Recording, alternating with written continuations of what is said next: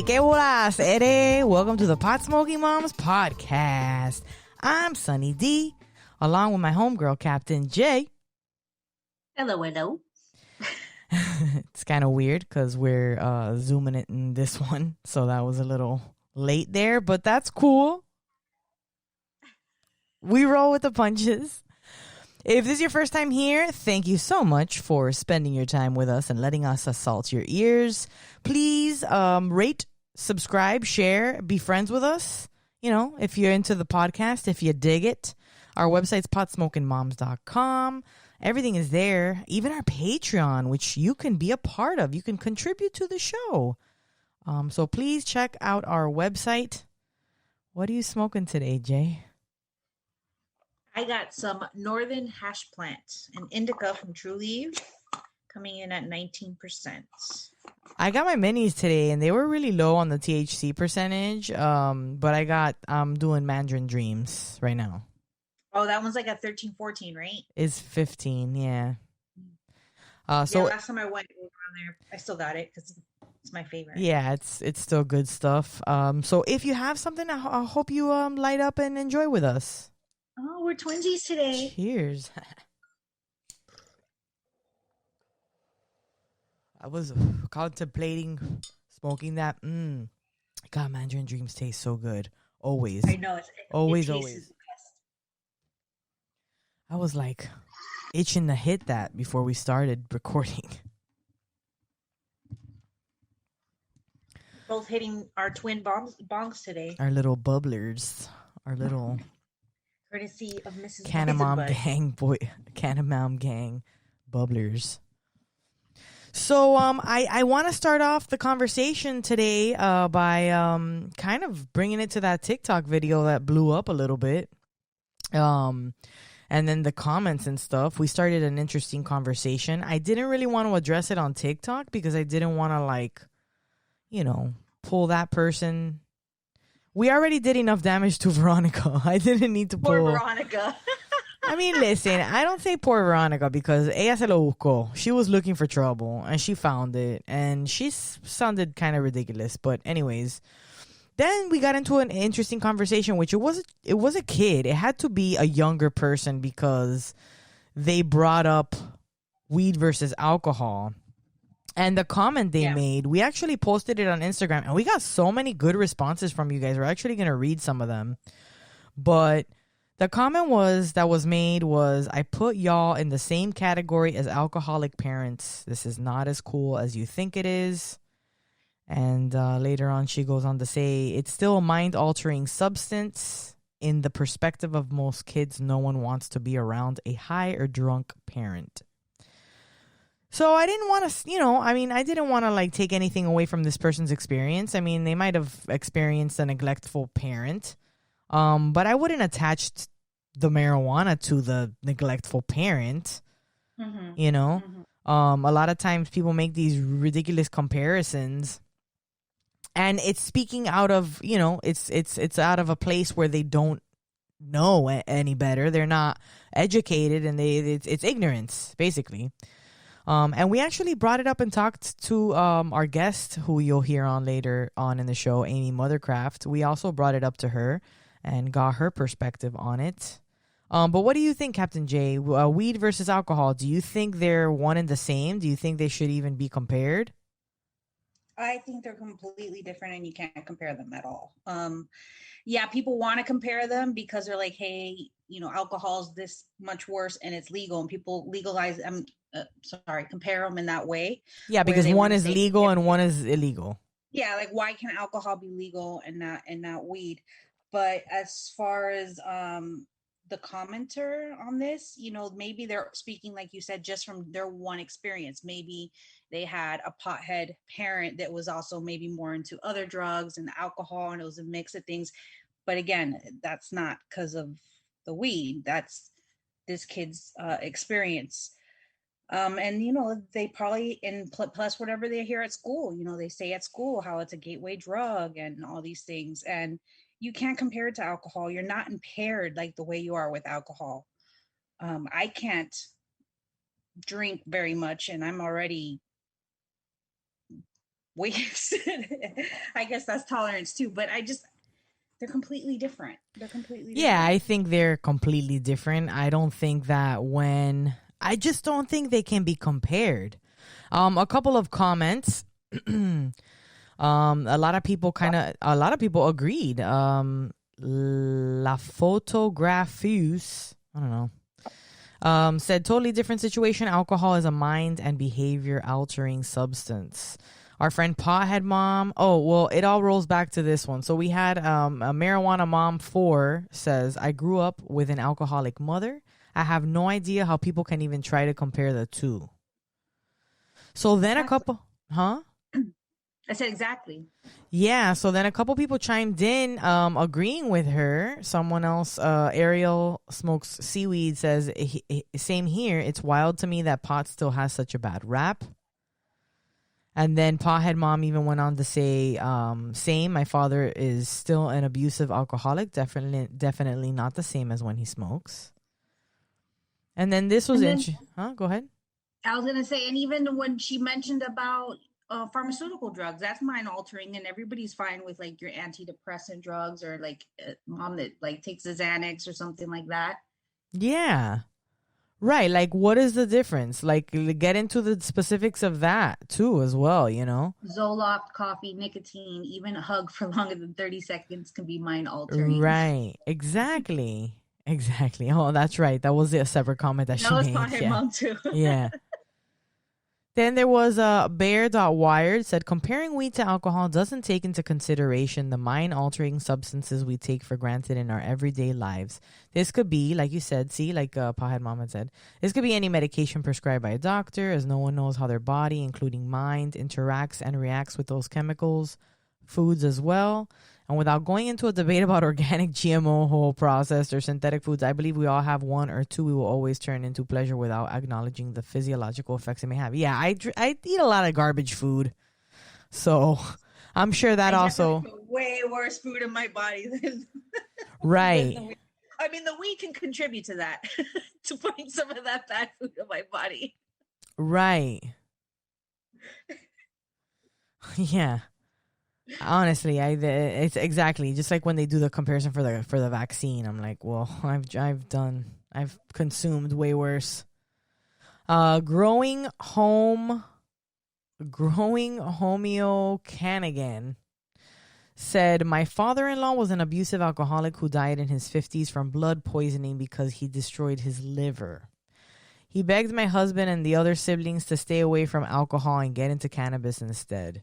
My husband nearly followed in his dad's footsteps, but cannabis helped him get out of the very vicious cycle, and now our son will have a happy, healthy, emotionally competent male role for many years to come, and we're going to start a cannabis farm one day to provide healing benefits to others.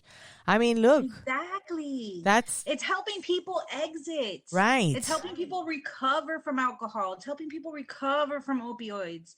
It's completely different. It's helping people stay away from those things. And that's the thing, is that it kind of bothers me, you know, with alcoholism, and when you go to recovery and you do the whole 12-step program, you're supposed to give up everything, and they don't agree with you smoking marijuana. Mm-hmm. You can't be in the program and technically be smoking weed. You're supposed to give up everything. Right. But that could help people, and it's helped so many people stop. Yeah. It's true. Oh, somebody else here, Knickknack3122, says she always compares it more to coffee than alcohol. And I've heard that comparison as well. That's a more fair comparison. Yeah. I'd say. So, Melissa, I know she listens to the podcast as well very often. Melissa Aaron 0805 says, complete ignorance. It's medicine, nothing like alcohol. It's no different than someone taking a prescribed pill to help with their anxiety, depression, PTSD, etc., etc., etc. Yeah, and I mean, it really is ignorant. I mean, that sums it down. It really does sum it up. That's why I also think that was somebody who was a younger person. But it still goes to show they're being taught this. So exactly, and until they live their life and they actually smoke a joint themselves or meet somebody for real that smokes weed, they're probably not going to get it. I haven't had a chance to read all these comments. I read most of them, but I was just going through them again now, and I see even our friends. Oh my gosh, yes. Some of our friends, I really love. Like our personal friends from like forever. Yeah, I really do like a couple of things that they said, and so supportive. Monica said some really nice things there too. It was amazing. I'm so glad this post got so much attention. Really, really good post. It was a really good conversation. There's so many good comments on that post. So if you haven't already seen the post, or you don't really follow Instagram mostly, you want to go in and see. We have a good conversation here about it. And we got a lot of feedback from all sorts of different people. Yeah, and we'll talk with Amy later on. You'll get to hear her take on it. And she had an interesting take. She was talking about how she had to have encounters with her drunk parents often, and she was just annoyed by that. So 420 is coming up. We don't really have any solid plans. I feel a little lost this year. It's interesting. I feel like there's a lot going on. So yeah, it's coming up quick, and we have nothing planned other than releasing a podcast episode on that day instead of on the 21st. Yeah. Or doing a bonus episode. Maybe we could just do that bonus thing on the 20th. We'll figure it out. Yeah, and then Sarasota's happening for sure. August. Listen to me. April 24th. Next weekend. I know. Not this weekend. Right. Next. Yeah, I know. How crazy is that? We got our shit together for that. That's whatever. We're gonna have fun at least with that. Yeah. And hang out with some of you guys. Hopefully, if you haven't heard yet, April 24th, Saturday, Sarasota Fairgrounds. It's 420 Fest. Look it up online. I think tickets are really cheap, and I mean, it's going to be nice. There's going to be live music. It's outdoors. So it will be very fun. We'll be there. You get to meet us if you like. And then May 8th, if you're a patron, we will be having a Zoom sesh. So please stay tuned for the announcement on that. As soon as we remember to post it, we will on the page. On the Patreon. We got a couple little delicious little bites to drop on the Patreon. So hopefully we can upload those soon. Life gets so crazy, man, with the two little ones. Yeah, we have a lot going on. Yeah, man. But moms too. We're not just podcast. I know.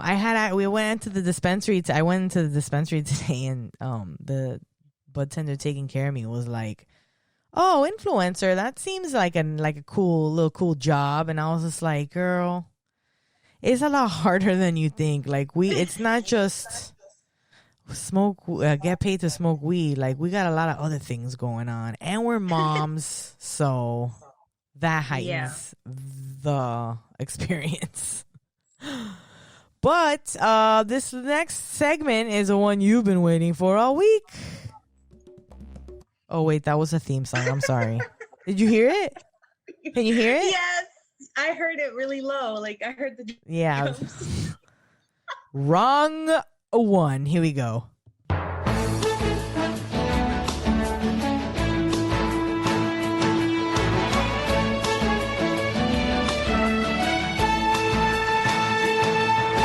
I'm never getting a job in radio after that.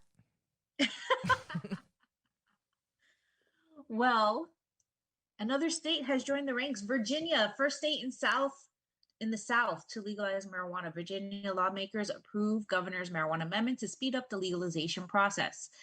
The Virginia House of Delegates and Senate have both accepted the governor's amendment to the respective versions of legislation to legalize marijuana in the state, including a revision that will push it up the timeline to allow adults to possess and cultivate cannabis for personal use this summer instead of. Look at that. Fast tracking that cannabis bill. It's so funny. That TikTok that you sent me, because it's true. It's like all the states are like, yo, we got to get this going. Look at these people. They got that shit going now too. We should do especially when you're getting surrounded by states legalizing it and you're not legal yet. You're like, oh, I better get on this, or my people are just going to go over there to get it anyway. Right. To be making that money. Exactly. We're going to keep the money in the state. Duh. We should do a parody of that song of Another One Bites the Dust. Dun dun dun. Another state. Another one bites the dust. Another state legalizes weed. Bitter doot doot doot. Oh, to knock everybody off of that pedestal. THC. Wait, you have to do the yay for Virginia. Oh, for Virginia, welcome to the club.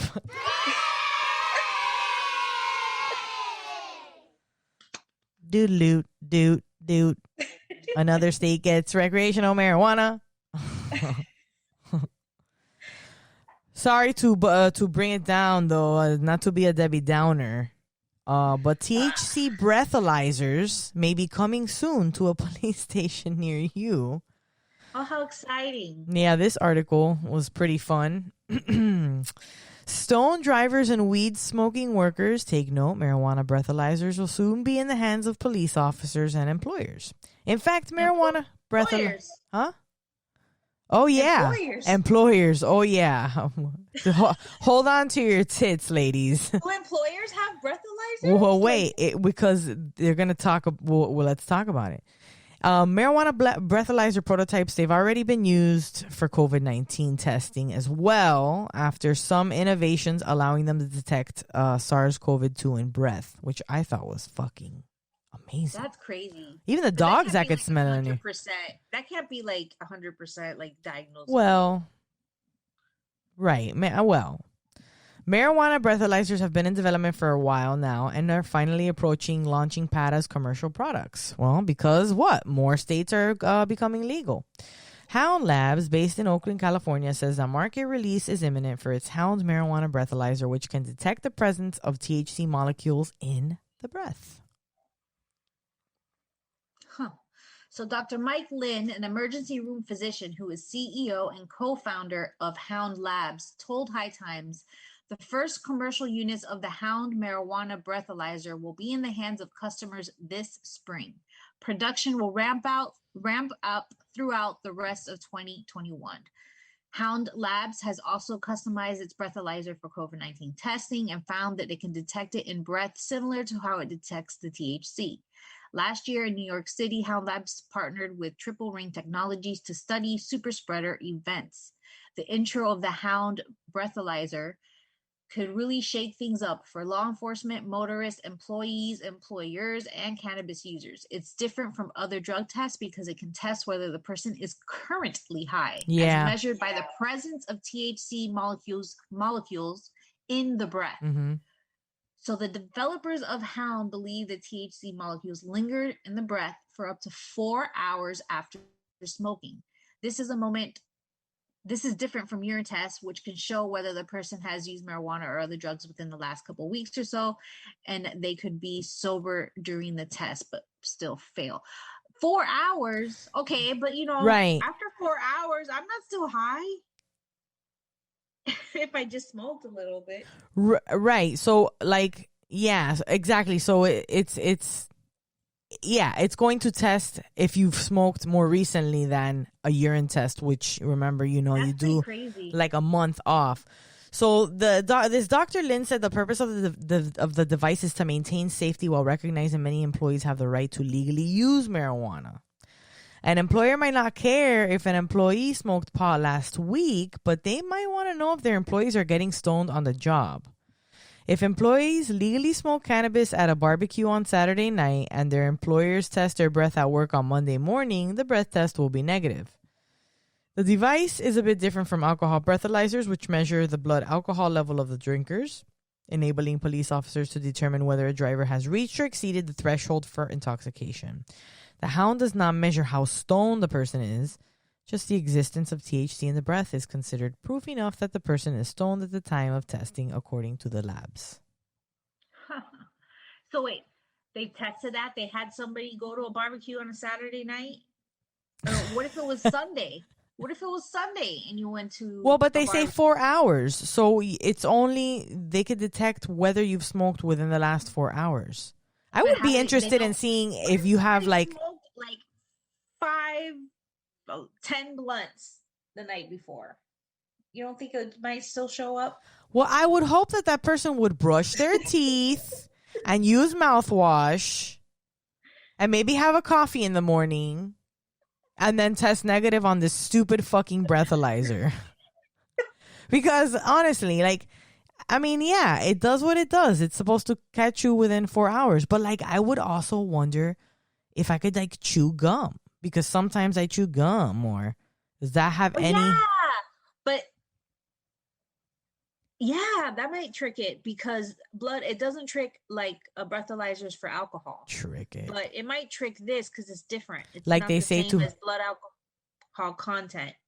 like they say to put a penny underneath your tongue if you've been drinking and they pull you over. Oh my god! I don't even know that would work, but don't do that, people. yeah, don't put So a penny. Hal Labs isn't the only one working on marijuana breathalyzer. Cannabis Technologies Of course, Vancouver it's big money. Has released its THC breath analyzer for beta testing, according to Chief Executive Officer Rob Malate. He said his company is focused on getting field use data from the THC BA devices. This data would then be used to shape the Canadian process for detecting THC intoxication.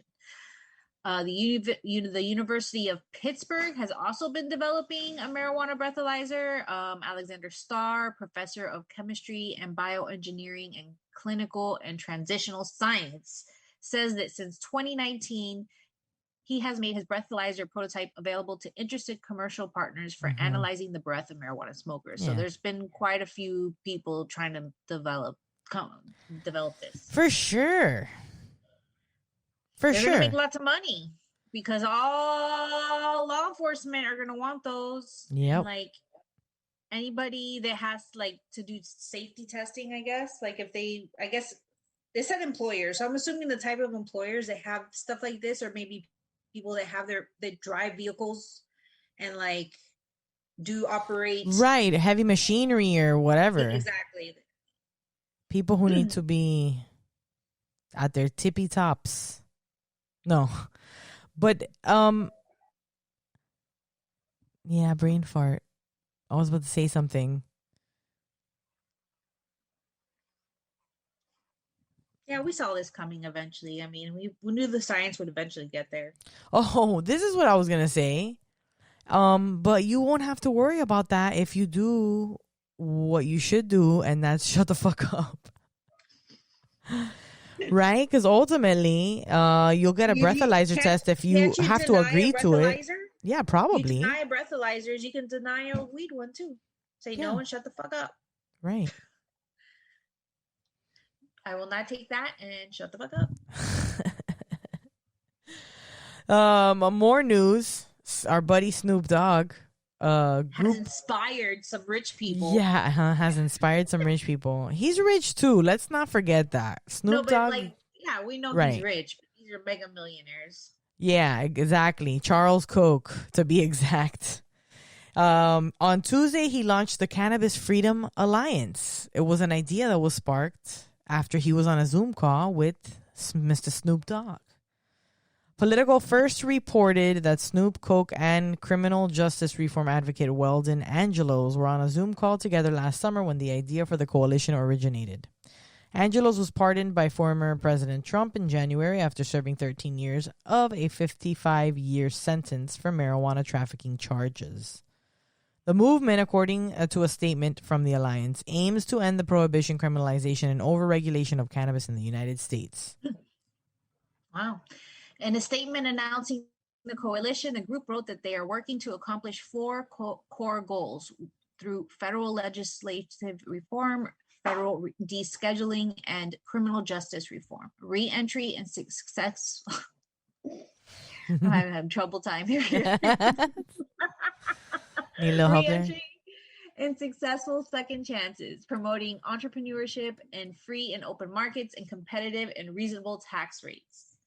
The coalition includes a number of groups: Americans for Prosperity, the advocacy group co-founded by Koch, the Reason Foundation, a libertarian think tank, the Global Alliance for Cannabis, a marijuana trade organization, and the Weldon Project, a nonprofit that is dedicated to funding social change, and financial aid for individuals who are still in prison for marijuana-related offenses.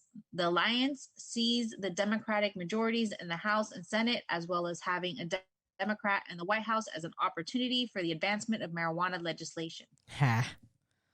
The group hopes Koch's prominence among conservatives can help sway 10-12 Republicans to join Democrats across the aisle and pass marijuana legislation.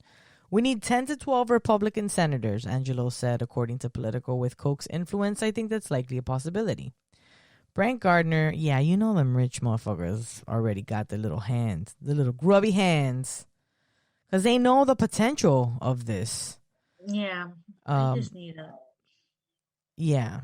Americans for Prosperity is excited to work alongside our partners to bring cannabis business into light, replacing black and gray markets with a free and fair legal framework, Gardner said in a statement. Cannabis commerce will become a way for Americans to lift themselves up rather than a barrier holding them back.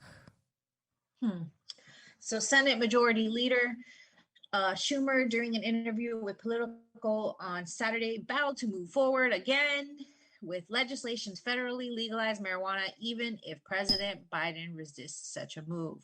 He, as in Biden, said he is studying the issue. So obviously, I want to give him a little time to study it. The Senate Democratic leader told Politico, I want to make my arguments to him as many other advocates will. At some point, we're going to move forward, period. Yeah. And that's on period. And that's on period. Yeah. Biden better study up. They use Snoop's name in this article, so they then says here at the bottom, updated to show that Snoop Dogg was not officially a part of this coalition. Right, he's inspired the conversation. So I think this article sparked. Snoop probably was like, yo, I'm not a part of that, take my name out of there, and they had to do that. I mean, who knows? Who knows? The updated at 4:30 this show. Yeah, Mr. Koch is trying to fly on Snoop Dogg's coattail, or what is it? Coast on Snoop Dogg's coattails. That's gonna get He's trying to get clout across the aisle. He's trying to get some Snoop? clout. Yeah. It's like, my home dog is Snoop. He told me.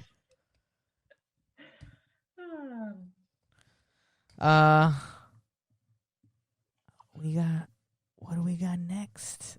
What am I doing? I love you, Miami. You guys, guess what? I love you, Miami. The Tampa Bay Times reports that Florida could erase some marijuana convictions if this bill passes, but here's the catch. At first, the bill would have allowed nearly 195,000 Floridians to have most misdemeanor marijuana convictions erased from their criminal records. Then, the Senate sponsor amended the bill so it would have a better chance in the Florida House, which is led by Speaker Chris Sprowls. The version of Bracey's bill now working its way through the legislature would allow only up to one marijuana misdemeanor conviction to be removed from a person's record. Bracey told the Times-Herald that his modification was a political necessity. It's a reality of passing legislation in the legislature, Bracey said. You've got to compromise if you want to pass something of significance, especially if you're in the minority party. Criminal justice advocates note that convictions can linger on a person's record even years after a case is settled. Pew's Stateline News Service reported in 2017 that Americans with even minor criminal records can find it more difficult to access housing, employment, and professional licenses. Marijuana convictions are a particular sticking point for some advocates. It's legal to possess at least small quantities of cannabis in 16 states. Why then, advocates ask, should possessing what many American governments consider a legal substance be a stain on a person's record? Also, federal statistics show that Black people are disproportionately likely to be prosecuted for low-level drug crimes. The left-leaning American Civil Liberties Union, found that in 2018, Black Americans were 3.6 times more likely to be arrested for possessing marijuana despite using the drug at a similar rate to whites.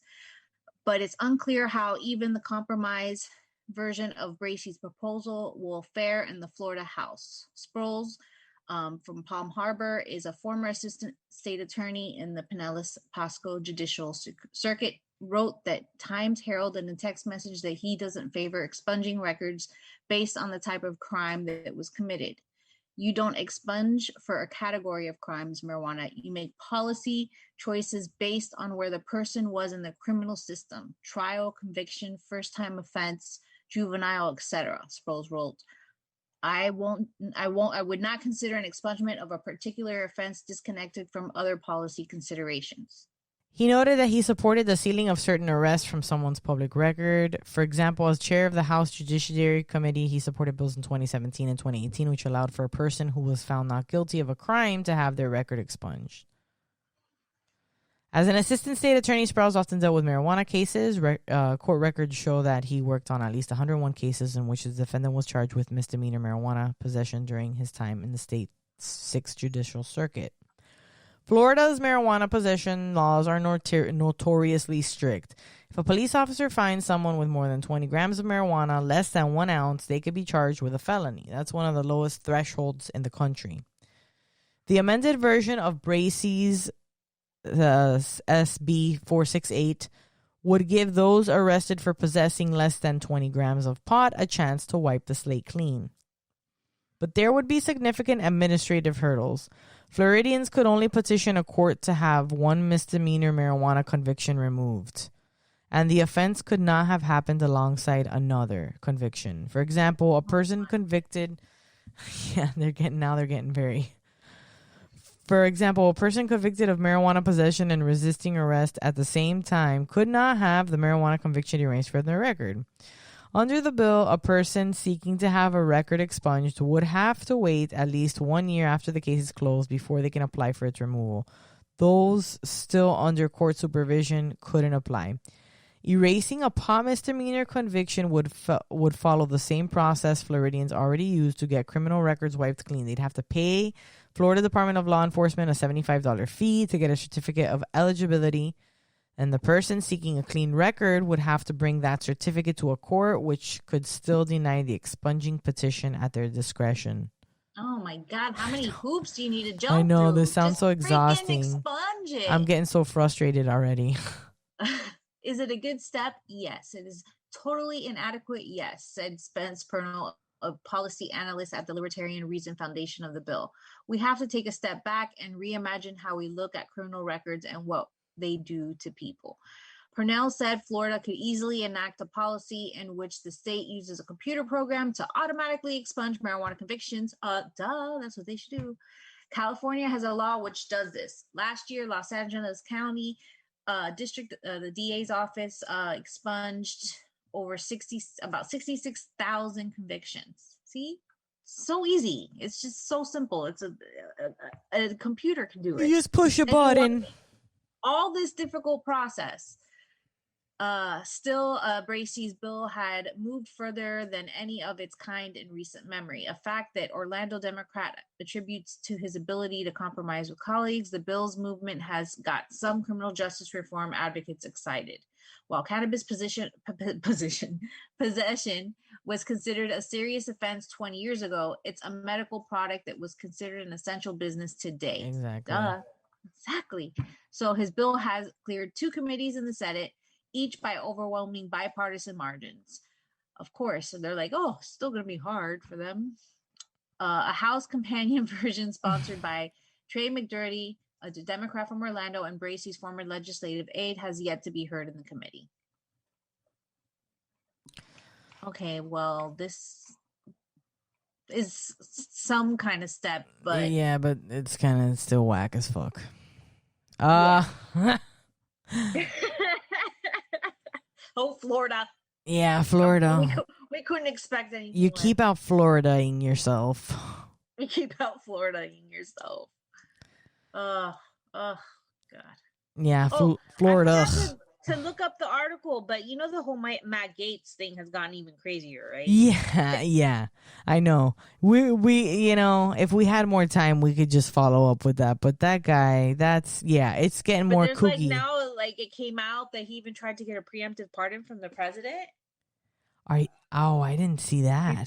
Before Trump left office. Like all sorts of more shit has come out. Wow. I know, it's crazy. Florida. I don't know if you guys already follow Amy, but she's at AmyMothercraft, and we got a chance to sit and chat with Amy this time instead of crafting. You may or may not remember, but we had a really fun live craft smoke sesh with her over the holidays and made the cutest little Christmas gnomes. I love my gnome. They're so cute, yeah.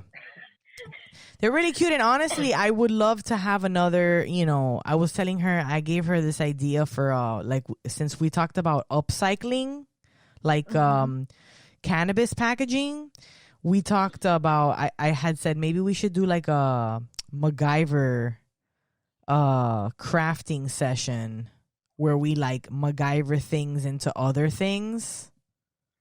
Or MacGyver things into smoking devices. Or yeah, right. Or we could turn exactly, or something to that effect. But I was like, that's an idea that we need to do at some point. But we talked and to do one with our patrons. Yeah, like a crafting sesh with her. A crafting sesh, something cash, nothing too extra.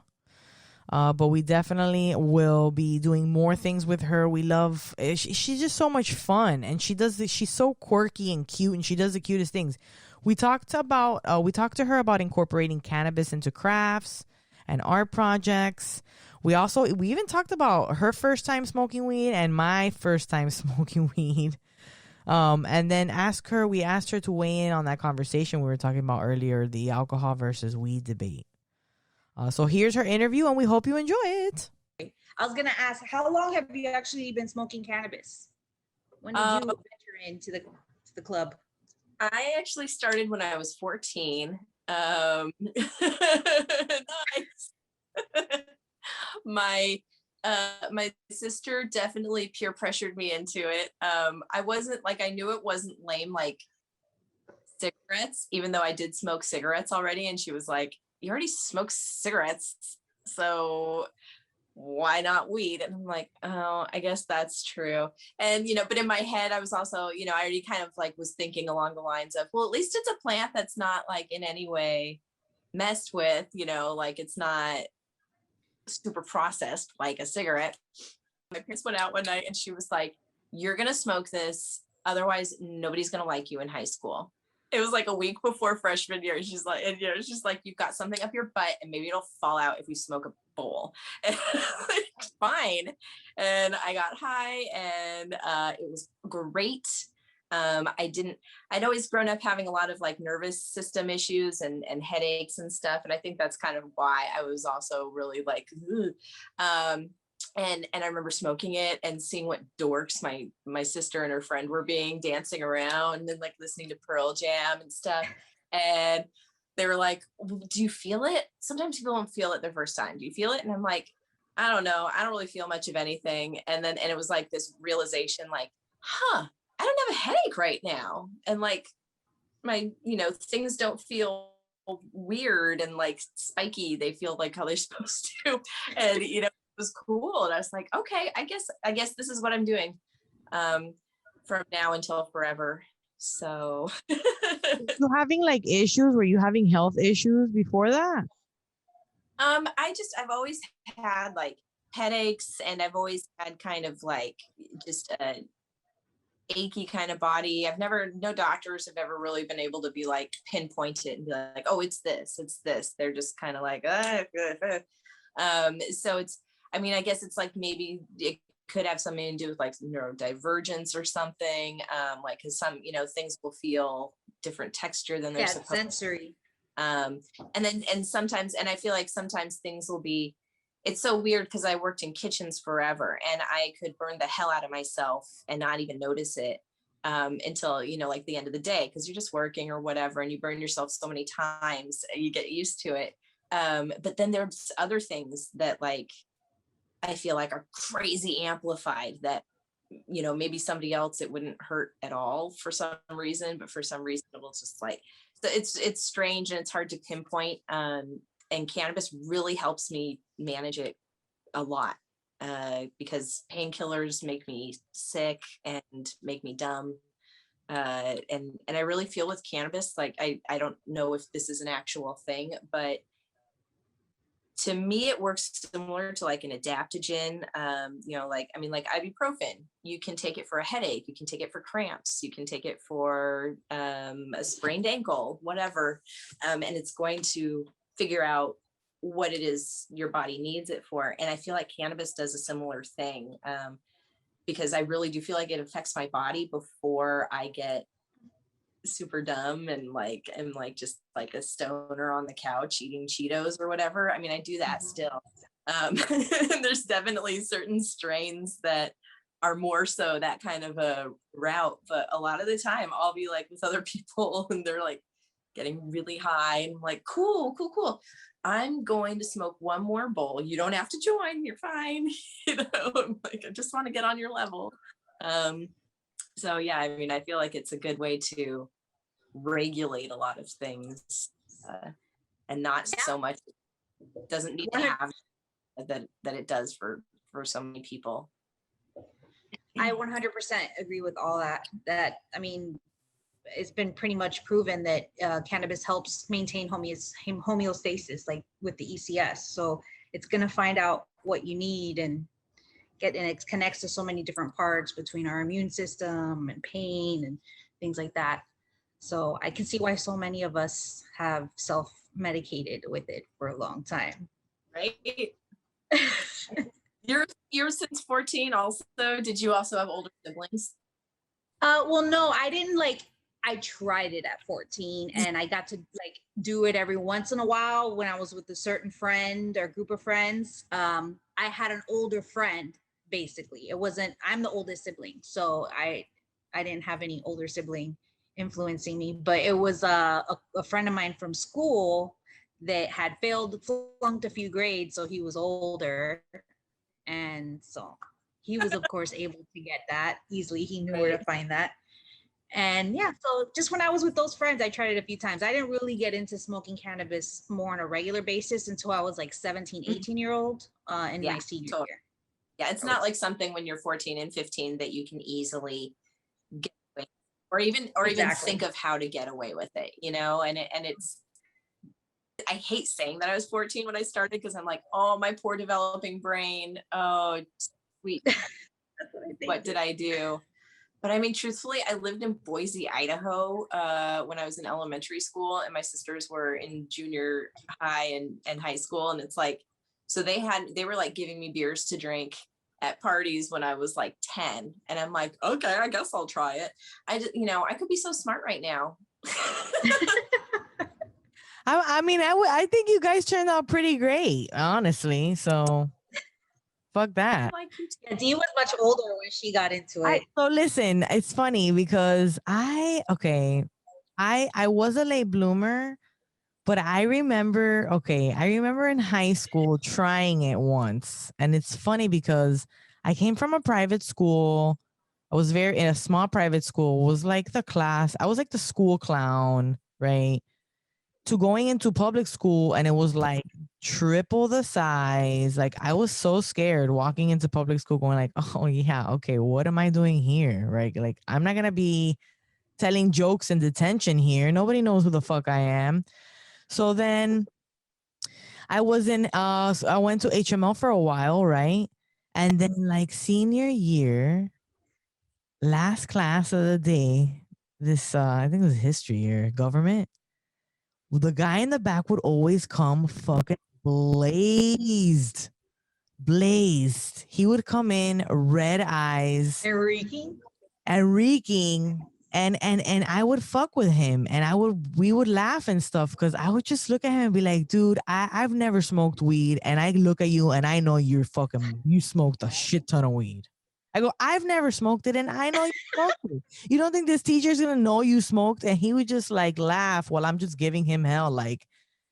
You're going to He would laugh? He didn't get paranoid? He would laugh. Whatever. He would laugh. And then I was I go to him once, go, hey, hook me up. I wanna smoke. Hook me up. So I gave him money. He got me. Every stoner wants that. Every stoner wants a friend. It's like, hey, I want to try it. And you're like, yes, Be my helper. Yeah. Yes. And let me take you there. he was like, okay, let me take you there. Stupid TikTok sound. Yeah. TikTok.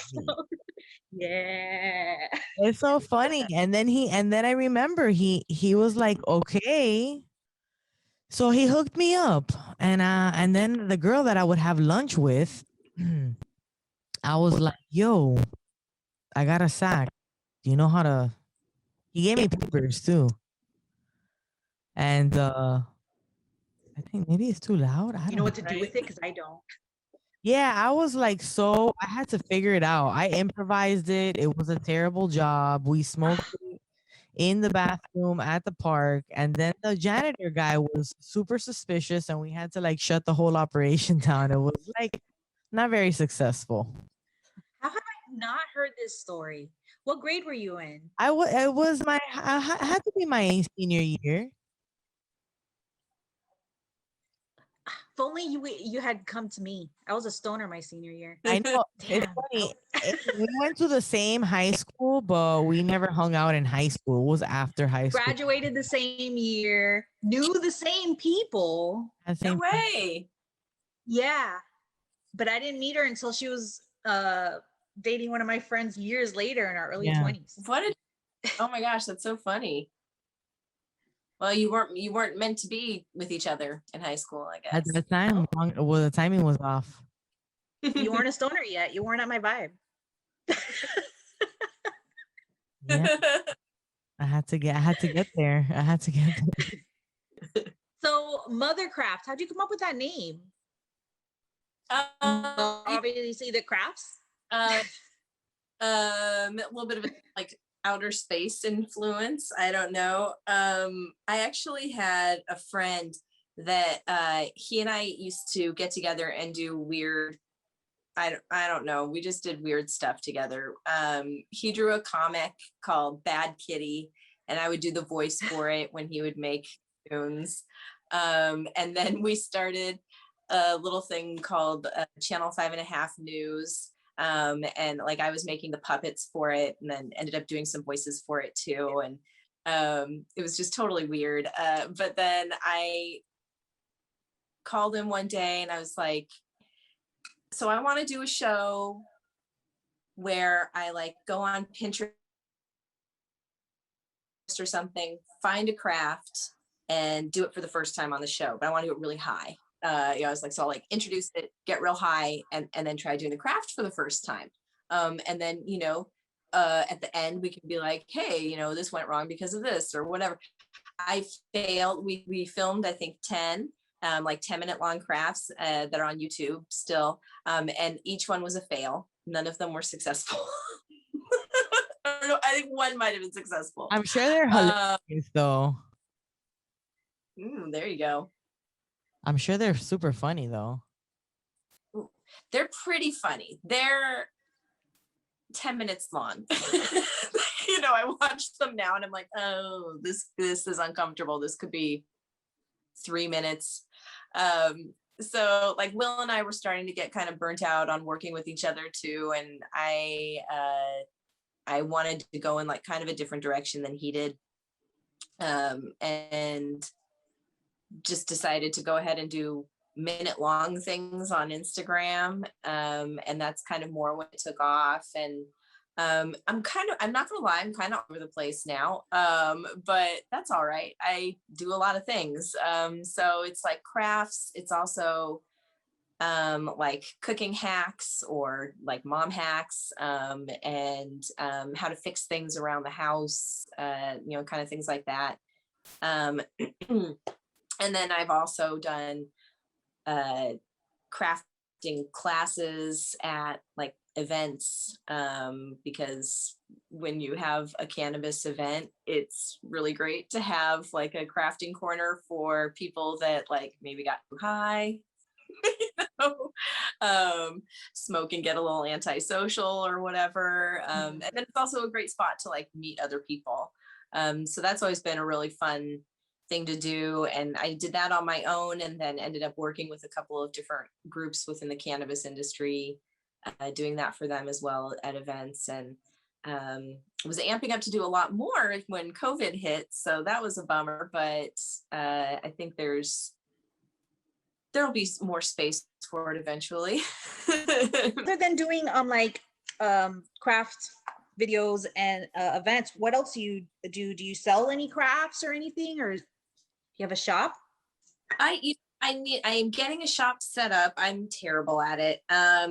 Right now I kind of like throw something up on Instagram and like 5 people will be like, hey, can I buy that? And I'm like, cool. And I will get all this energy to make it, and I'll make 100 of it and, you know, sell the 5. But I am setting up a shop. Because there are definitely like a few things that I like to sell. I like to do accessories with a purpose. So like, yep. Yeah. So keychain. I love those videos with the guy with the mustache. You did, and then all of a sudden it's the watermelon and you're like, that's a legit video. I punched with my keys in my hand and hurt my hand. Like they went backwards and totally stabbed my hand. I was so sad. I was like, and then I used that shank and it went through like butter. So, I mean, the dark, disgusting, sick side of me is really looking forward to the day when like a bunch of ladies just send me videos of guys that they messed up. Sorry, but with your tool.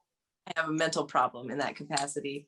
But yeah, so I'm selling some things and I'm hoping to like get together like some accessories that I have on there. But yeah, like things that have a purpose to them. So like it can be cute, but it's also a self-defense device. Or I'd also like to eventually sell like, you know, some kits for like some of the crafts that I do to like, you can buy along with me at home or whatever. And but yeah, there's like, I mean, a few things that I do. I am all over the place a little, but I will have done like fabrication events also. Like we did a psychedelics party last year on leap year. So I made a bunch of like 3-foot tall paper mache mushrooms and, you know, then a bunch of like little 1-foot tall ones, and just set up this whole little like grovey area. And so it's really fun. I love doing stuff like that. And I love really like anything that gets somebody inspired and excited can get me inspired and excited. You know, if you're inspired and you want to do something with me, I'm like, yeah. So like, I have a friend that used to work for Nike and she designed shirts for them. So she had hundreds of shirts after working there for 15 years. And so I just ended up making a bunch of quilts for her out of the t-shirts. Or like I've done stuff like I had a friend who was having a baby and she sent me her baby blanket from when she was little. And so I made a mobile with little stuffed toys out of her baby blanket. So cute. That's such a really good idea. I've also seen parents do like you could probably do like quilts of like parents can send like their favorite baby clothes of their kids. Yeah, totally. Like a little blanket out of it or a little quilt. Yeah, because I mean, otherwise it's just going to sit in a box. Like it's something you want to keep and you hold it dear, but what the hell do you do with a little like, you know, 5-month-old snowsuit or something?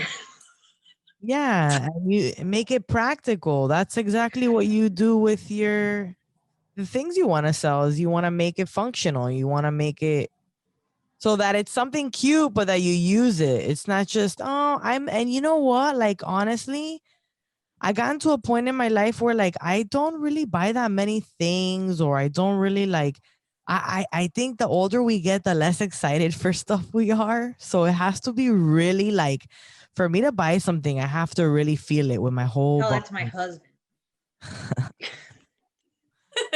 You know, I got Amazon boxes arriving every day. I know, but like,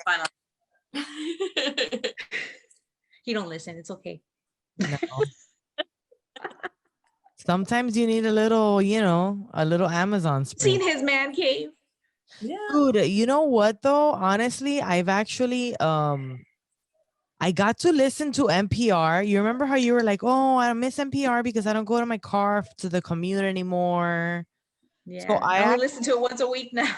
Right. And so I listened to it the other day, but I had listened to it like I was driving in the car for a majority of the day. So I heard the same story twice on NPR. Yeah, they do that And for the different types of commuters. yeah, and it was like I totally lost my train of thought, bro. Yeah, where are you going with it? What was the NPR story? I know. What was the NPR story? I have a mental roadblock now. You're so close. Like, I don't say it as often as I used to say it. I used to say it all the time. I'd be like, oh, I heard it on NPR. And I'd say what I heard on NPR. Right. I know. Now I only commute once a week. So now you hear Instagram or TikTok. That's for me. Exactly. It's TikTok that gives me the news now. That's where I heard about the phosphorate thing here in Florida, the tidal wave of doom possibly impending. What is it? Have you heard an update on that? Is it like, are they still just pumping all that shit out? They no longer, they canceled the evacuation because they think that they've minimized the risk now, and it should be good because they've pumped enough of it into Tampa Bay. Yikes. Yeah. So now what happens? See what happens next. Yeah, stay tuned. Yeah, so why did you decide crafting? Is it just because it's like one of your favorite things to do? I guess so. Yeah, it's just something I've always done. I'm the kind of person that sees something that's like broken and I try to figure out, how to fix it or how to make it into something new that can be used again. And that's just, it's just kind of how I've always been. I mean, my favorite place still this day to go, one of my favorite places since high school is they're called the Goodwill bins, and it's these giant bins and everything is by the pound. So I mean, you go in, and even before Corona, you went in with gloves and a mask on because it's dirty, but people are digging through just these giant bins of stuff, and it's like $1 something per pound, so you can walk out with like a giant garbage bag full of clothes for like $4. And I used to love going there in high school. I would go there to get most of my clothes and then just like, make a dress into a shirt and shorts instead, or whatever, like just make skirts into like pants, into like kind of culotte type of things or whatever. I just wanted to do whatever I could. I also went to a Catholic high school that was kind of on the smaller side, and everybody was like pretty conservative there, and I was like, not giving in. I smoke weed and I wear weird clothes. So I just part of it, me like desperately trying to find something else to do in that capacity. I don't go for clothes as much anymore, but I go there now, and it's like I don't know, I got like this giant book there for 50 cents, this giant book, and made it into a stash book. I like cut out the ends into a stash book, one of my crafts. And or like I went one time and I found a bunch of salad bowls, and then there was like some water bottles that didn't have tops, and so I made them into mushrooms. Like the water bottle was a stem, and the salad bowl top was made it into a mushroom, and then I put little LED lights inside of it, so it could be a lamp. So it's just a matter of going in and seeing what somebody else's garbage is or whatever, and trying to repurpose it into something else. So it's just, it's always been kind of a passion of mine. And have you ever seen what was that? I was gonna say, have you ever seen this show called was it Flea Market Flip? I got so obsessed with it at one point. I've seen it, where you go to a flea market and you buy pieces of furniture and you redesign them and make them look like you go in teams. Repurpose it, And you go and they give you X amount of money. You go to the flea market, you pick up a bunch of items, you go into the shop and you fix all the shit up. And then you go out into the bazaar or market or whatever, and you try to sell it. And then who might not know this? And then whoever makes the most money wins. Well, I guess I know what this weekend. It's really good. It's addictive. I can see why you got hooked. Yeah, for a while I was like so addicted to that show. I just kept watching it. And it's the lady from like, she's like on Good Morning America or something, the host of the show. I'm gonna send Nice. it to you. You know, you'd be I would wanna link up with you you'd be my teammate on that show. We bank. I would be into Yeah, that. I wish I was that creative. I'm not that creative. I'm good at taking I like to do crafts when somebody tells me what to do and how to do it, or we come up and brainstorm. Like me and my friends used to always do theme parties, but that's more easy to do because you already have like, okay, it's a theme. What can we make this look like Alice in Wonderland? Obviously, Right. all these iconic things, you just make them out of paper or whatever. But like to really be creative and see a piece of furniture or see an object and like be able to reimagine it completely, that's cool. Yeah, that's pretty hard. Yeah, that is super cool. I mean, you should do Halloween do it yourself crafts with us. Yeah, for sure. I make like little zombie dolls. Like I get dolls at the dollar store, and you can use rubbing alcohol to erase their faces. And then I'll I'll have like blood dripping out of their mouth or whatever. See, it's fun to make it, and I'm sure it's a lot more affordable than buying the zombie doll at Party City or wherever the hell. Absolutely. And that's the thing too, is like I don't feel that I am particularly that I excel at any craft in particular or anything. I have so many interests that I can't actually stop and get good at anything. I'm like so into it for like 2 weeks, and then I'm like, but wait, what about that? And thanks TikTok for introducing so many crafts to me. But what I love about teaching the crafts, even if it is just a live by myself or with somebody else, or even just like one of my minute-long videos, I love when people come back to me and are like, oh my God, look at what I did. And it's 5,000 times better than anything I could ever do. And they're like, I never knew I could do this. I never knew I was even interested in this, and it's so cool to see people, realizing like, I would have never, thought about whatever. Like, I can't even, I literally can't. You get to see other people's aha moments. Like you inspire them into that. Oh, look, I did something. I'm proud of myself. You help them be proud of themselves. I turned this piece of junk into something so cute. Yeah. Well, especially, because like I am sure that you are amazingly crafty. I think if anybody has an interest in it, they are innately good at it. And it's like, it's probably just maybe you haven't found that one thing yet that's like, makes you like, oh crap, I can do this. That means I can try this.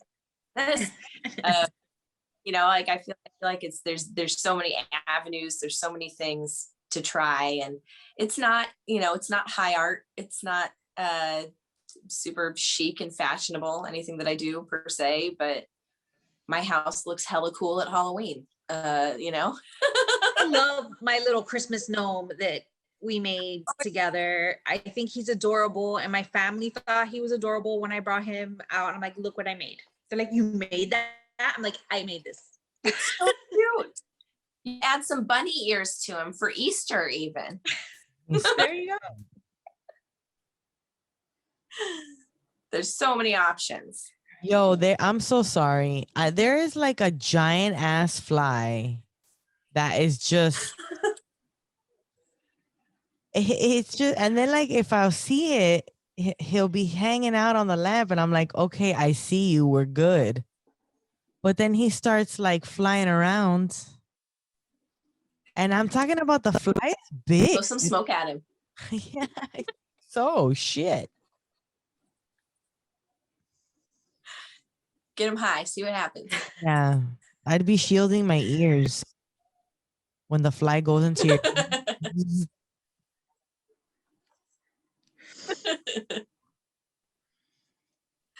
Well, I love you too. Just gonna put it out there. I love you. Aw, I love you. We Yeah, had so much fun when we craft, and I love seeing your videos come yeah, up your on my videos are stories. really fun. I love it. I think you're so funny and quirky, and I enjoy watching your videos too. Oh, thank you. I mean, I feel the same way about you guys. Like you guys, I think that's part of it. There's so many videos I'll see sometimes, and I'm like, oh, this is God. That's a lot of work that they put into that, or whatever. And like the ones that people just do that are just inspired and they just do it and go for it. Like I think that that is always the most fun, and it just like you can tell with your guys' videos that you just have fun. You're not like, okay, we need to schedule this out. This is going to take 2 hours of filming today. Sometimes it's like, it really is. And I'm sure I've seen some of the production value you've put into your videos, like your Jurassic Bowl video. Or was it Jurassic Pipe? Yes, Jurassic Pipe. Yeah. Yeah, it's like just cutting video sometimes.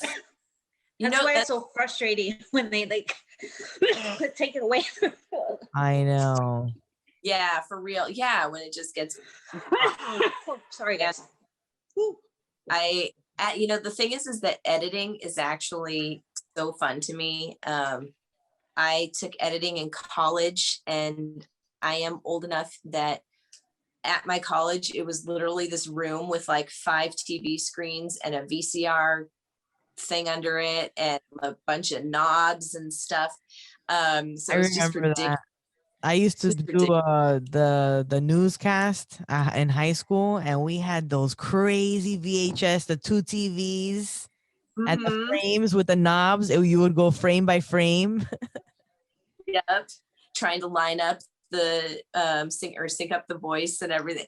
Just ridiculous. And but I loved it, and it was totally because I had an assignment that was like, okay, you can either put together a video and edit it or make a website. It's like, I don't want to sit on a fucking computer and make a website. Screw that. I'm going to make a video. I'm going to go in the world and make a video and edit it. And it was really fun. And then, flash forward 2 years later, and I hadn't done it in a while. And then when I was doing my initial Mothercraft on YouTube, and I could tell my friend Will was getting kind of burnt out, and he should be, because it was like watching me be really high crafting something, poor guy. So I was like, okay, I'm going to relearn how to edit. And it was cool to pick it up again and see how comprehensive. There's so many editing apps and tools out there that are really, pretty great. And I have a ton of fun at it. I wish sometimes I'm like, I don't really want to see my face anymore. Can somebody come in and I can just edit your stuff for you? Because I'm totally into that. Totally into it. You take my idea, do exactly what I'm thinking in my brain. That's the thing, because like you want to edit it down to what your vision is, right? Like only you really know, unless you're sitting there with the person editing it. Like, what if they edit it down to something you don't like and you don't like the way it came out? Totally, yeah. Do you write too? A little. I do I'll do some just content for I've done a few different people's social media accounts for them. I've run a few different accounts and stuff, and so like with that, you kind of have to, you end up writing a lot and doing stuff on their sites, and but I mean, like, as far as like a blog or anything like that, I am a terrible person at advocating for myself. I when it comes to like being like, today's the day I'm going to make my website. Today's the day I'm going to start that blog, and I'm going to, every Monday at 9 a.m. I'm going to write this blog. I just don't. I need to though. Like, if I have that schedule set up for myself, I do it. So I just kind of need like my first grade teacher to be like, Amy, get it? Oh, I hear you. Oh my God. Is it because your son's in first grade you thought that? Because my son's in first grade, and I'm literally sitting next to him while he's in class all day, his virtual class, and then I think of what your teacher. It's so true. They're like, you got to do this. Yep. Gotta get here. Time for this. We're gonna write in your journal. We're gonna do this. You have 2 minutes left for this. The timer's about to go off. And okay, cool. Thank you. I kind of liked that. Like even in college, you know, it's like, okay, go to this class. Then you have 5 minutes to get to your next class. Maybe smoke a cigarette or a bowl in between, whatever you can fit in. Go to your next class. Then you do this, and then you have lunch, and then you do this. And it's like, it was Structure.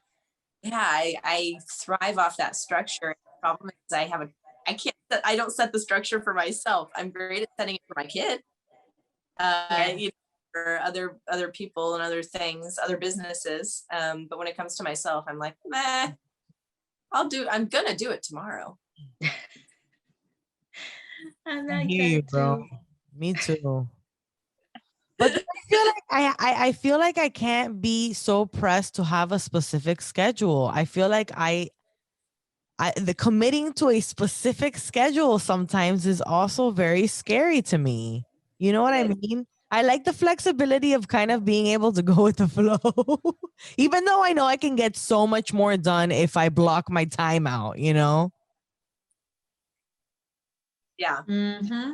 I guess that's it. I'm more efficient if I block my time out, but it's not comfortable per se, you know, like the thought of it gives me anxiety, you know, when I'm like, what? I have to dedicate this 1 hour slot every single day of the week to this one thing or whatever. I'm like, oh, that's too much. It's not. It's not too much. The commitment, it's like overwhelming, right? Yeah. But you know what though? But it's like, that's the thing. There is a certain payoff when you make that commitment of being consistent. Consistency is so hard. That shit breaks me constantly, especially with my weight. Consistency is so hard for me. But like, if you do something consistent, you know that there are results, like period. There are results, period. If you say, okay, I'm going to go live, right? Because when it comes to content creators, I think like, especially being a mom, like, God, our time really depends on our children as well. I think that's why it's so hard for us to commit to schedule, because we want to have our schedule flexible enough to be there for our children. So we're constantly just kind of like, well, we'll see, you know? Mm-hmm. Absolutely. But like, yeah, I mean, consistency will pay off, period. You want to do a live every day, or not every day? Well, who does a live? Once a week, but you say, okay, hey guys, you make your audience expect it. Hey guys, we are going to live stream this day, every day for now on, whatever. You get them used to it, and you'll build your people. You'll build an audience based on that live that you go every day. It's just like every week. Yeah, every week. It's just like, can you block it? But I was gonna say, so we had a recent TikTok that went a little bit viral.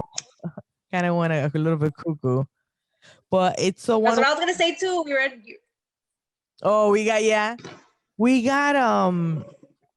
so we got a lot of like back and forth. You know the vape pen video where it's the Mickey Mouse. Did I post it on Instagram? Yeah, right? You did. Mouse yeah, totally. The mouse Cthulhu in the diaper bag. Yeah. Bro, we got so much shit.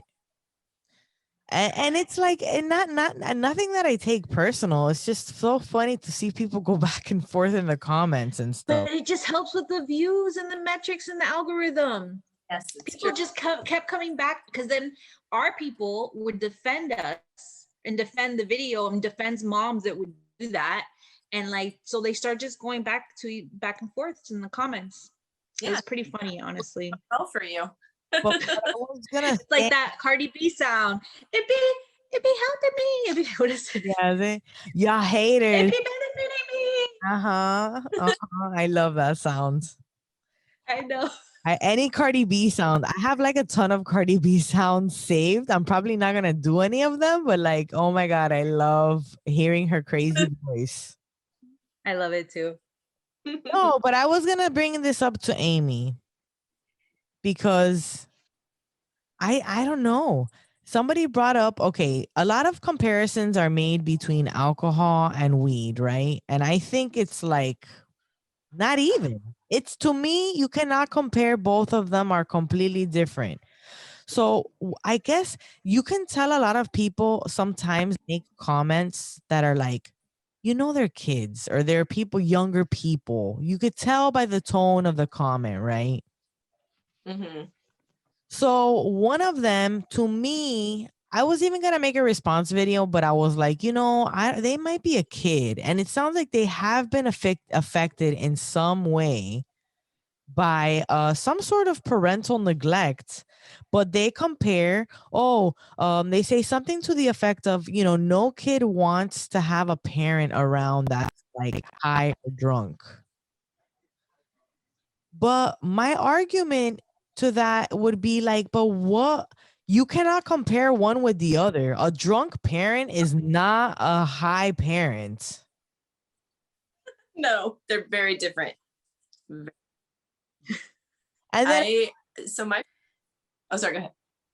And then I'm thinking like, well, how can you be neglectful? Like, I guess you could be a stoner that's neglectful to your child, but like, what would be the level of there had to be something else happening. Like, I wouldn't really, I don't know. I would say maybe their parents smoke meth or something and they just associate smoking drugs. They bundle everything into that, I mean, it could be somebody with like a crazy health teacher that's like, because I mean, I remember when I was in high school and in middle school, and they would be telling us, they're like, if your parent drinks more than 2 alcoholic drinks a week, they are an alcoholic. I mean, like, that's what the stats say. And it's like, I don't know, it's just dumb, and that's dumb.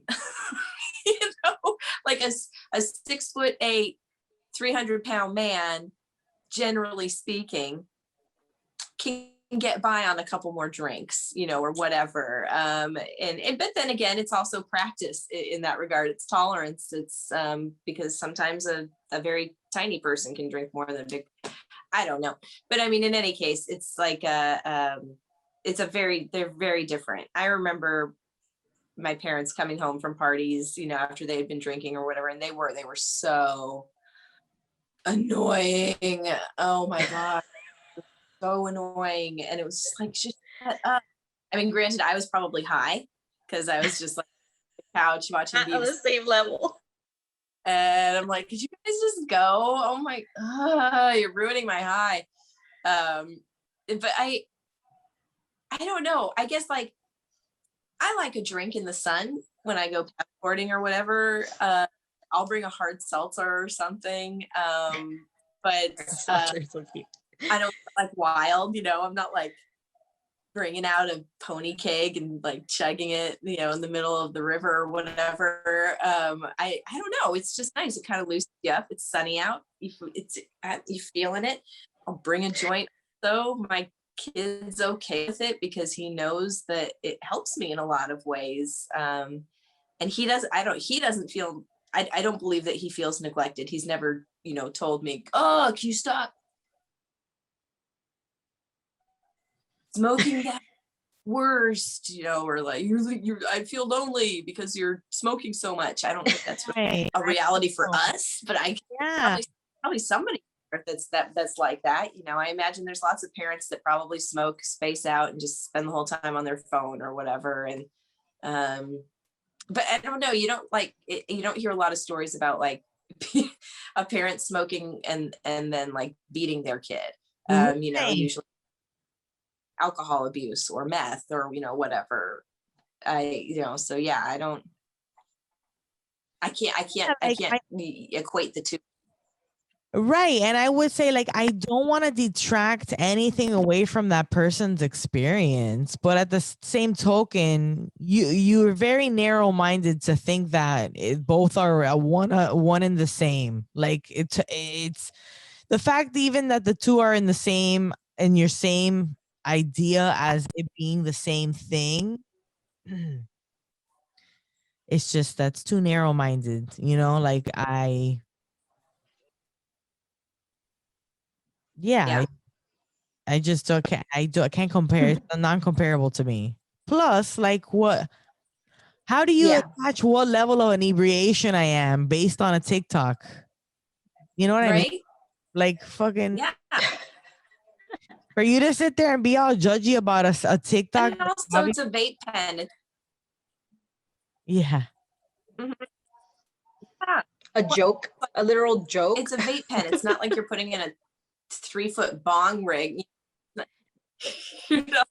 Yeah, and I'm sorry. It's going in the diaper bag, but I'm the one that goes in the diaper bag. My child is not going into the diaper bag, and I put it in a secure pocket where I know they're not gonna be able to get to it, and it's hidden from security. So when we sneak it into Disney, I know. So you saw the other TikTok I made. You need to take one of. There's people asking questions. You need to answer them, Captain J. I don't want to expose myself too much. Like, I know Disney's not going to listen to this podcast, but they might see a TikTok, and I'll share with patrons in our little thing. It's all when I was last time I was in Disney, I was in the stall, like, and, and I took a little video and shared it in our Patreon. But yeah, and it's how like, else am I going to get through a whole day there? No, I agree. Exactly. That was the comment I addressed, is how would you even get through a day there? It's like, yeah, shit. I guess, look, if edibles worked, what? If edibles worked for me, I would just take edibles in. But that's riskier of my child getting that and thinking it's a snack or whatever, even though he would not eat any of my snacks. But that's absolutely true. I agree. And that's funny because edibles don't really work for me either. I've never had any, like, I'd have to just keep eating, and then I'm gonna fall asleep before I ever get high from them. So you don't enjoy it. You're just like, I'm sleeping. Yeah. I don't even bother anymore. I'm so high. I'm like, really? I mean, cool for you. Cool for you. Everybody's like super baked, and I'm like, yeah, guess I'll eat another gummy. Cool. At least they're yummy. Yeah, that's true. That is true. But too expensive to not work.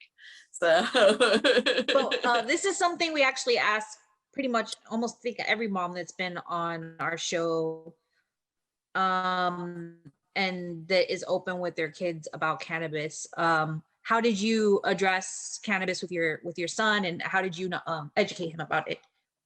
So it's always been something that that has been around, and really, so it's not like I really tried to hide it from him. I'm not like ripping tubes, sitting next to him on the couch or anything, and like blowing it in his ear. I will go to like, are people teaching their dogs ripping tubes? Yeah, what do people think you're doing? Hey, come here, baby. Let me blow it in your face. Like, you've never watched Octonauts like this before, man. That's what people think when they're thinking of pot smoking moms. We're doing something dumb like that. No, I go to another room, and exactly. And walks in on me, and sometimes, if I'm outside, I have this little weird tiny little 3-foot deck off my bedroom that I'll just step out on when it's not raining, and he'll like look through the window and he'll be like, are you done yet? I'm like, no, set up Uno, I'll be there in a minute. Oh my god, like, get out of my butthole, Jesus. Yeah, 2 minutes. For the steaks. So no, I don't. It's because I don't want to. Yeah, I don't want to do it all up in his. It's smoke. But I don't want to hide it so much because that's just another form of prohibition, and that is forcing him to believe that it's wrong. And I would rather him have the knowledge that it's okay. And you know, like my ex started smoking cigarettes again,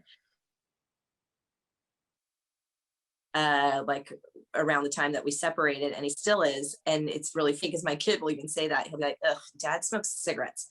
Those are like, you know, they're gonna kill you. Those are death sticks, blah blah blah." I'm like, okay, you're getting a little preachy. But yeah, they are. They're stinky and gross. And he's like, "But you smoke cannabis, and a lot of people call that medicine, and that makes it better." And I'm like, "Well, it does. It doesn't, you know." I'm like, "It is better." I don't know that everybody that calls it medicine. I feel like some people use that as a crutch a little bit sometimes to justify their use of it. And you know, do what you got to do, I guess. But it's like, I tell him, I don't necessarily tell him it's my medicine, but I tell him, you know, it's like, this makes me feel better, and it makes me be able to deal with things better. And he recognizes that. Yeah, and I was gonna tell you. that isn't it your medicine if you're using it for those reasons? Yeah, but you know, I'm sorry. If it's making you feel better, you said you had pain and headaches. And But I things really, like yeah, but you know what too? I also don't like to attach medical to it too much either, because I enjoy it. Like, I just enjoy it. there's nothing wrong with that. You know, and There's so that's different why uses. I know, but I also too saying medical kind of sometimes bother. I don't know if that's how you feel too, Amy. I feel like you have a hesitation towards it like me, because it's like, I don't know. It's so much multifaceted. I'd hate to put it into a corner and be like medical marijuana. And it's just like, I like it, period. I don't want to have to, honestly, don't want to have a script to smoke it. Mm-hmm. It should just be legal for adult use. Yeah. Yeah. And yeah, and I don't think that we should have to hide behind the term medical to make it okay.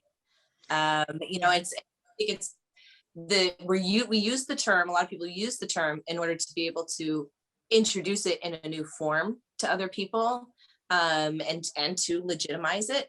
But I hate to personally feel like I have to legitimize my use of it, because I do use it for medical purposes, but then I also do enjoy it, and I also do. You know, I have the certain strains that I smoke at certain times of day because I know they are going to affect me in different ways, on top of just how my aches and pains or whatever feel. So it's yeah, I think you can be a medicinal user and an adult use user. Like, there's times that you're using it because it helps you out through the day. You're not getting high, you're not smoking a lot, you're taking a little hit, you're taking a little puff off of something because it helps you focus, or it helps you with certain pains, or it helps you throughout the day. And then at night, or whenever you have time that you like to use it for adult use, where you maybe do a dab or put a lot of keef in there, or do 5 bowls in a row, you know, or you're gonna get high, you know, because our tolerance is pretty high. So you can and I agree that unfortunately we're in states where it's only legal medical. So in order for you to legally consume, you would have to say it's for medicinal use. So it's annoying to have people that just want to be able to legally consume in one of these states have to try to come up with some kind of medical purpose. Like, what is their qualifying illness for this, you know? And then they're like, basically making things up or whatever. That's silly that they have to do that. Though, but it really, really annoys me, because even though we've pushed it into a place where it's medical, there's still politicians trying to make caps on our medical marijuana, to try to make caps on that. And it's just like, what? That's why I hate for it to have to exist in a medical space, because it's just like, they're still shitting all over it anyways. Even though it's for medical use, politicians are wiping their ass with it, because they're like, oh, well, yeah, people are taking advantage. But how the fuck what do you mean they're taking But it? It is for medical use. Like, yeah, there's people that do medical use, but there's people that do medical use. Like it helps them. It helps them with their epilepsy. It helps them. They do the RSO. It helps them with pain and their cancer treatment. There's people that use it medicinally. So it is medical. Part of the problem with, I think, with the term medical is that it's not taken seriously in cases where it should be medical. Exactly. So, you know, like a kid that's having seizures and you're rolling concentrate on the bottom of their foot and they are all better, you can't say out loud, you know, oh, cannabis helped my kid. It's medical cannabis. That's completely legal, that I'm okay to do. You know, you have to come up with all these justifications, and that's the part that I don't enjoy. Just the fact that it has to be pocketed into this medical thing, but then also it also, you know, I guess what part of it is I mean, I remember being a kid and I remember people used to say, oh, that's just mommy's medicine and it's a glass of wine. You know, yeah, that was very much a thing, you know. So now it's the exact same thing except it's for cannabis, you know. And so it's hard for me in that regard, because I do recall that used to be the thing, you know, like, oh, how does dad unwind at the end of the day from work? He has a cocktail. Well, that's just, you know, that's dad's medicine that makes him feel better, that elixir or whatever. And so it's the devil's lettuce. Yeah, right? according to Mad Men, didn't they used to drink booze and smoke cigarettes all day while working? Yeah, like what? Yeah, it was normal to drink while at work. Yeah, all damn day. Crazy. And that was AmyMothercraft. You can find her on Instagram at AmyMothercraft. Please follow her. She's very fun. If you like us, you'll love her. Thank you so much for sticking with us and listening to the Pot Smoking Moms. We appreciate you guys. Thank you. We love you guys. We love you guys. We especially love Yanni Reyes, Destiny Adams, Lauren Hadsel, Jesse Reyes, Christy Rodriguez, April Collins, Terry Grimsley, I said that right. Shelby Gleckler, and our buddies Antibody Apparel. Please also check and follow them out. We appreciate them for believing in the pot smoking moms and being our first sponsor on the show. So thanks so much for listening. We're so happy that you spent some time with us. Anything else you'd like to add, Captain J? No, not really. Just hope to see you guys at 420 Fest and online, and the patrons on our Zoom sesh. I can't wait for that. Yeah, so see you soon.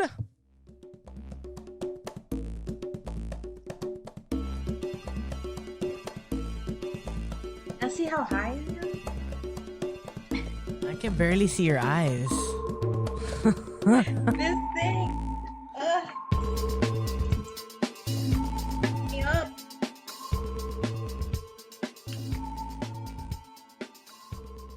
Hasta la vista, baby.